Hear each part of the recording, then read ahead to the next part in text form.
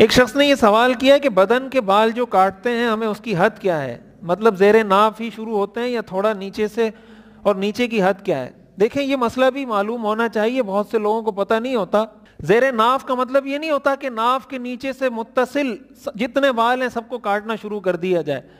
یہ جو حکم ہے زیر ناف بال کاٹنے کا، اس کا بنیادی جو مقصد ہے اسلام میں، وہ مقصد یہ ہے کہ انسان کے جسم پر ایسے بال ایسی جگہوں میں موجود نہ رہیں جس کی وجہ سے اس کے جسم پہ گندگی رہے، نجاست رہے، ایسی بالوں کے اندر وہ گندگی لگ جائے، اس کے جسم پہ اس کو پتہ نہ چلے وہ دھو لے، لیکن بال ہونے کی وجہ سے وہ گندگی موجود رہے۔ یہ بنیادی مقصد ہے جو ہمیں بتایا گیا زیر ناف بال صاف کرنے کا۔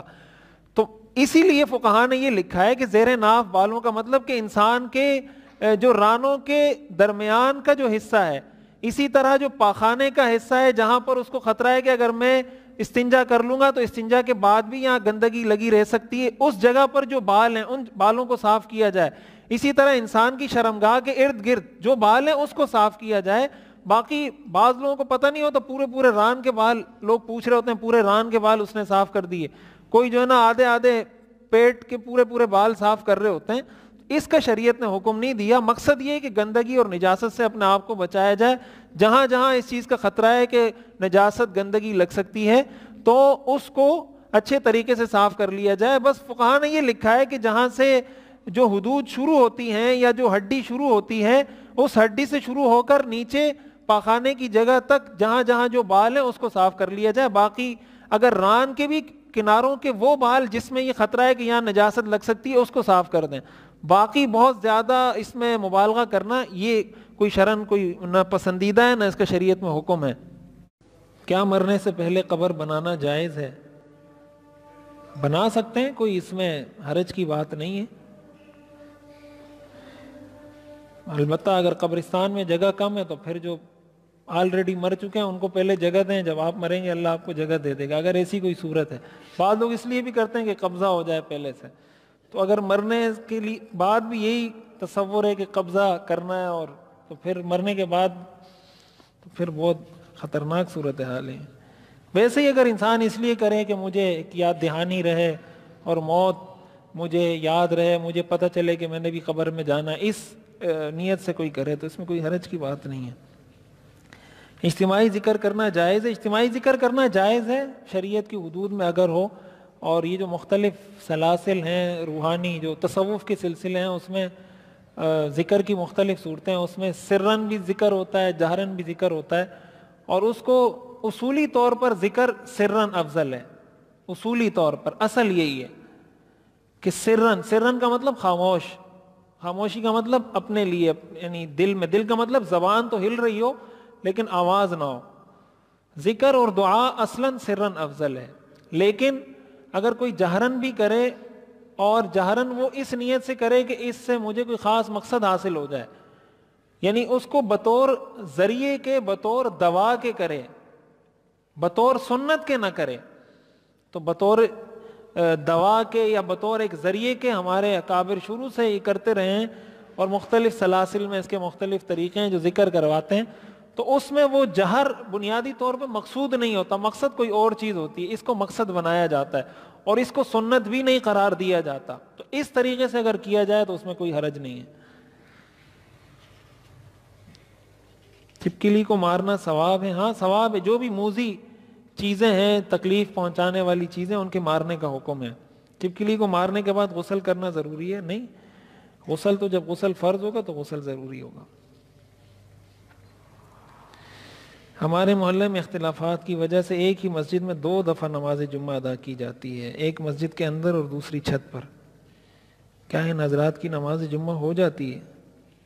نماز جمعہ تو ہو جاتی ہے، لیکن یہ طریقہ صحیح نہیں ہے، اس کا تو کوئی حل نکالیں، بڑوں کو بٹھائیں، علماء کے پاس جائیں، کسی دینی ادارے میں جائیں۔ یہ تو غلط طریقہ ہے کہ اس طریقے سے 2 جماعتیں، اس سے مسلمان تقسیم ہوتے ہیں، ٹوٹتے ہیں۔ جمعے کا تو مقصد یہ مسلمانوں کو جمع کرنا ہے، جمعے کو تو جمعہ کہتے ہیں اس لیے، اگر آپ اس میں بھی توڑ دیں گے، تقسیم کر دیں گے تو جمعے کا تو مقصد ہی حاصل نہیں ہوگا۔ میرے والد صاحب نے بہن کا نام کیا ہے، زرغامہ رکھ دیا ہے، میں یہ نام اچھا نہیں لگتا، اس کے معنی کیا ہے، اس نام کو بدل سکتے ہیں؟ یہ نام پتہ نہیں اس کا کیا مطلب ہے، تو دیکھنا پڑے گا. حج بدل کی تفصیل بیان فرما دیں. حج بدل دیکھیں، اگر انسان پہ حج فرض ہو نا، اگر حج فرض ہے اور وہ حج نہیں کر سکتا کسی وجہ سے، مثال کے طور پر ایسی بیماری لگ گئی ہے کہ صاحب نصاب ہونے کے باوجود حج کر نہیں سکتا، وہ جا نہیں سکتا، یا اس پہ ایسی کوئی قانونی پابندی لگ گئی ہے، ECL میں اس کا نام آ گیا، کوئی بھی ایسا مسئلہ کہ وہ جا نہیں سکتا اور اس کو یہ اندیشہ ہے کہ شاید میں نہیں کر سکوں گا اب بعد میں، تو پھر ایسے شخص پہ یہ بات لازم ہوتی ہے کہ وہ وصیت کرے. اس پہ فرض ہے یہ وصیت کرنا، یہ وصیت بھی کرے اور اتنا مال بھی چھوڑے ورثہ کے لیے کہ میرے مال سے تم نے حج کرنا ہے. وہ اپنی زندگی میں کروائے تو زیادہ اچھا ہے، اور اس کے مرنے کے بعد اس کے ورثہ کریں تو ورثہ پر بھی لازم ہے اگر وصیت کی ہے، اور اگر وصیت نہیں کی تو یہ حج اس کے ذمہ میں قرض ہے. اس کی اولاد نے بعد میں اس کی طرف سے کر لیا تو کر لیا، اس کی اولاد پر لازم نہیں ہوگا. اور باقی اس کی تفصیل یہ کہ جو حج کرنے والا شخص ہے جس کو آپ حج بدل پر بھیج رہے ہیں، اس نے پہلے اپنا حج کیا ہوا ہو. یہ حج بدل فرض ہے، یعنی جس پہ فرض ہے وہ خود نہیں جا سکتا، وہ کسی اور کو بھیج رہا ہے، تو پھر اس ایسے شخص کو بھیجے جس نے پہلے اپنا حج کیا ہو. اور اگر نفلی حج بدل ہے، یعنی کسی نے اپنا حج کیا ہوا ہے، اب وہ چاہتا ہے کہ کسی اور کے ذریعے حج کروا لے یا کسی اور کو بھیج دے یا اپنی طرف سے تو یہ نفلی حج بدل ہے، وہ کسی کو بھی بھیج کے کروایا جا سکتا ہے. وزیر اعظم کی جانب سے کامیاب جوان اسکیم کے نام سے جو قرض دیا جا رہا ہے، اب تک جو اس کی تحقیق کی گئی ہے وہ یہی ہے کہ یہ جائز نہیں، اس لیے کہ اس پہ سود لیا جا رہا ہے، اس پہ سودی معاملہ ہے تو ظاہر جائز نہیں ہے. بعض صورتیں اس کی ایسی بتائی گئی ہیں کہ اس میں کوئی پتہ نہیں 1 لاکھ یا 3 لاکھ تک کی کوئی لمٹ ہے جس پہ سود نہیں لیا جاتا، تو وہ اگر بعد میں واضح ہو جاتی ہیں ساری صورتیں اور پتہ چل جاتا ہے کہ اس میں سود نہیں لیا جا رہا، تو پھر وہ جائز ہوگی. وہ صورت اس حد تک جائز ہوگی، جس پہ سود لیا جا رہا ہوگا وہ جائز نہیں ہوگی. ٹائی پہننا جائز ہے، اسکول میں جب بچے نہیں پہنتے تو ٹیچر بچوں کو مارتے ہیں. کوئی پسندیدہ چیز تو نہیں ہے، ان کی خاص علامت ہے، ان کی مذہبی علامت ہے، اور ٹیچرز کو بھی اس چیز کا خیال کرنا چاہیے. بہرحال پہننا کوئی ناجائز نہیں ہے.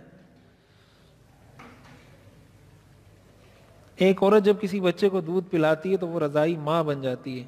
اس میں دودھ کی کوئی مقدار نہیں ہے. اگر ایک دفعہ بھی بچے کو دودھ پلا دیا، ایک گھونٹ بھی دودھ پلا دیا، تو بچہ وہ اس کا رضائی بیٹا بن جائے گا اور یہ رضائی والدہ بن جائے گی. عشاء کی نماز کب تک پڑھی جا سکتی ہے؟ عشاء کی نماز فجر تک پڑھی جا سکتی ہے. جب تک فجر کا وقت داخل نہیں ہوا عشاء کی نماز پڑھی جا سکتی ہے، قضا نہیں ہوتی. قضا جب فجر کا وقت داخل ہوتا ہے تو عشاء قضا ہو جاتی ہے. لیکن رات کے 2/3، رات کے اگر 3 حصے کریں نا، تو ابتدائی جو 2 حصے ہیں اس کے بعد تک نماز کو مؤخر کرنا یہ مکروہ ہے. نماز تو ہو جائے گی لیکن مکروہ ہے. افضل یہ ہے کہ جو پہلا 1/3 والا حصہ ہے، یعنی رات کے 3 حصے کر کے جو پہلا حصہ ہے اس میں اس کو ادا کر دیا جائے. اصولی طور پر عشاء کی نماز تاخیر سے پڑھنا سنت ہے، لیکن تاخیر سے پڑھنے میں حرج ہوتا ہے، اس لیے پہلے پڑھ لی جاتی ہے. ورنہ اصل سنت طریقہ یہ ہے کہ عشاء کو دیر سے پڑھا جائے، یعنی رات کا جو پہلا حصہ ہے 3 حصوں میں سے اس حصے کے بالکل آخری وقت میں اس کو پڑھا جائے. لیکن ظاہر ہے اس وقت تک لوگ انتظار نہیں کریں گے، جماعت میں لوگ کم ہوں گے، اس لیے شریعت کا حکم یہ ہے کہ پھر اس کو جلدی پڑھ لیا جائے. اس لیے کہ جماعت میں کثرت کا ہونا یہ خود شریعت کا حکم ہے کہ جماعت میں زیادہ لوگ ہونے چاہیے. یہ شریعت کا خود ایک مقصود ہے، ایک اصل حکم ہے کہ جماعت بڑی ہونی چاہیے. تو اس کے لیے پھر یہ کہا جاتا ہے کہ یہ جو فجر دیر سے پڑھنے کا حکم ہے اس کی بھی بنیادی وجہ یہ کہ جب روشنی ہو جائے تو فجر پڑھو. مقصد یہ کہ زیادہ سے زیادہ لوگ جماعت میں شریک ہو جائیں. اگر دوران نماز امام صاحب کا وضو ٹوٹ جائے تو کیا کیا جائے؟ وضو ٹوٹ جائے تو وہیں پیچھے ہٹ جائے، کسی اور کو آگے کر دے اور جا کے نماز پڑھ لے، بشرطے کہ اس کے پیچھے کوئی اتنا سمجھدار آدمی ہو، اس کو پتہ ہو، ورنہ وہ پریشان ہو جائے گا، کوئی جن ون آ گیا امام صاحب کو کیا ہو گیا. اس لیے امام کے قریب ایسے لوگوں کو کھڑا ہونا چاہیے جن کو نماز کے مسائل کا پتہ ہو، تاکہ اس کا نماز وضو ٹوٹ جائے، کوئی ایسا مسئلہ ہو پیچھے ہٹے، کسی اور کو آگے کرتے، خود جا کے وضو کر لے.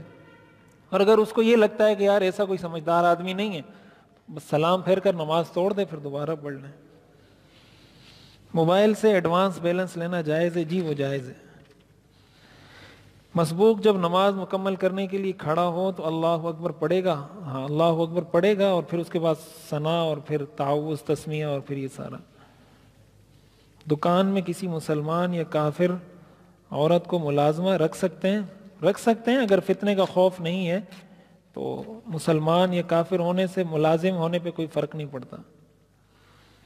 اگر نماز میں صورتوں کی ترتیب آگے پیچھے ہو جائے تو اس سے نماز میں فرق پڑتا ہے، یہ مکروہ ہے، جان بوجھ کے کرنا مکروہ ہے، جان بوجھ کے پہلے ایک صورت پھر اس سے پچھلی والی صورت پڑھنا یہ مکروہ ہے، اور غلطی سے ہو جائے تو پھر مکروہ بھی نہیں ہے۔ ایک شخص نے بازار سے ایک چیز خریدی، بعد میں اس کے دل میں شک آیا کہ یہ چیز چوری کی ہو سکتی ہے، اب وہ کیا کرے؟ اس شک سے کچھ نہیں ہوتا، اگر شک کسی دلیل کی بنیاد پر ہے۔ ایک تو شبہ ہوتا ہے، وسوسہ ہوتا ہے، وسوسے کی کوئی حیثیت نہیں، وسوسے کا مطلب ایسا شک جس کے پیچھے کوئی دلیل نہیں ہے، اور ایک ایسا شک ہوتا ہے جس کے پیچھے کوئی دلیل ہوتی ہے۔ اگر وہ شک دلیل کی بنیاد پر ہے پھر جا کے واپس کر دے، اور اگر ویسے ہی اس کے دل میں شک شبہ آ رہا ہے تو اس سے کچھ نہیں ہوتا۔ اسٹیٹ بینک میں امامت کرنا جائز ہے؟ ہاں بالکل جائز ہے۔ نماز تو سب نہیں پڑھنی ہے نا، چاہے سود کھاتا ہوں نہیں کھاتا ہوں۔ اذان سے پہلے یا بعد میں درود پڑھنا، اور سارے سود کھاتے بھی نہیں ہیں، اس میں اور بھی بہت سارے ڈپارٹ ہیں۔ اذان سے پہلے یا بعد میں درود پڑھنا کیسے؟ اذان کے بعد درود پڑھنا تو اس کی تو تاکید ہے، اس کا حکم ہے کہ جب اذان ہو جائے اللہم رب ہذہ الدعوۃ التامہ، اور اس کے بعد درود پڑھیں۔ حضور علیہ الصلوۃ والسلام نے احادیث میں اس کی فضیلت بیان فرمائی ہے۔ یہ جو دعا اذان کے بعد پڑھی جاتی ہے، اور اس میں حضور علیہ الصلوۃ والسلام کے لیے بنیادی طور پہ دعا کی جاتی ہے نا، آتی محمدًا الوسیلۃ والفضیلہ وابعثہ مقاما محمودا، یہ حضور کے لیے دعا ہے، حضور نے اس کے بہت فضائل بیان کیے ہیں، تو اس کا اہتمام کرنا چاہیے۔ بچوں کو بھی اس کی عادت ڈلوانی چاہیے کہ وہ دعا بھی پڑھیں، اس کے بعد درود شریف کا بھی اہتمام کریں۔ علماء نے یہ بھی لکھا ہے کہ اس کے بعد جو دعا مانگی جائے وہ بھی قبول ہوتی ہے۔ یہ دعا کی قبولیت کے اوقات میں سے ایک وقت ہے۔ اس کی وجہ یہ ہے کہ یہ دعا تو قبول ہی قبول ہے۔ وابعثہ مقاما محمودا، اللہ تعالیٰ مقام محمود بنایا ہی حضور کے لیے اللہ نے۔ ہم سے تو دعا اس لیے کروائی جاتی ہے ہمارے ثواب کے لیے، حضور کو تو اللہ نے یہ مقام دیا ہوا ہے پہلے سے۔ وابعثہ مقاما محمودا، یہ جو ہم دعا کرتے ہیں کہ یا اللہ حضور کو مقام محمود عطا فرما، وہ مقام محمود اللہ نے عطا کر دیا ہے حضور کو، ہم سے اس لیے پڑھوایا جاتا ہے کہ ہمیں بھی ثواب مل جائے۔ تو یہ دعا تو قبول ہی قبول ہے، اور درود شریف بھی قبول ہی قبول ہے۔ تو علماء کہتے ہیں یہ اللہ کی رحمت سے بعید ہے کہ اللہ ایک ہی وقت میں مانگی جانے والی ایک دعا کو قبول کرے، دوسری کو قبول نہ کرے، اس لیے اس کے بعد جو دعا مانگی جاتی ہے وہ قبول ہوتی ہے۔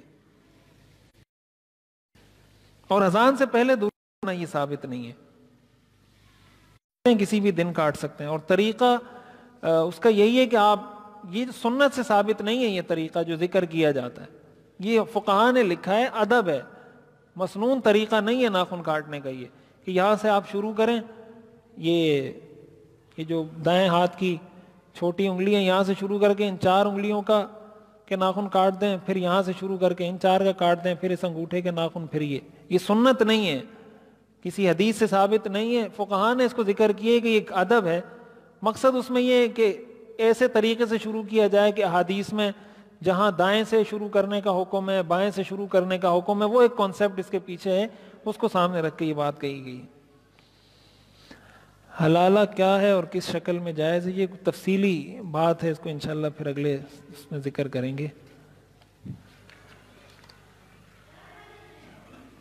کیا یو کے اسٹاک ایکسچینج میں انویسٹ کرنا جائز ہے؟ اسٹاک ایکسچینج میں تو انویسٹ کرنے کا تعلق اس سے ہے کہ آپ کس کمپنی میں انویسٹ کر رہے ہیں، کس کمپنی کے شیئرز خرید رہے ہیں، اس کمپنی کا کاروبار حلال ہے یا حلال نہیں ہے، پھر اس کے بعد اس کمپنی کے معاملات سودی ہیں یا غیر سودی ہیں، وہ شریعہ کمپلائنٹ ہے یا نہیں ہے، اس کا انحصار اس پر ہے کہ کمپنی کاروبار کس چیز کا کر رہی ہے، پھر وہ شریعہ کمپلائنٹ ہے یا نہیں۔ اگر یہ دونوں چیزیں ٹھیک ہے تو کر سکتے ہیں، ٹھیک نہیں ہے تو پھر ٹھیک نہیں ہے، وہ تو جب تفصیل پتہ چلے گی تو اس کا مسئلہ پتہ چلے گا۔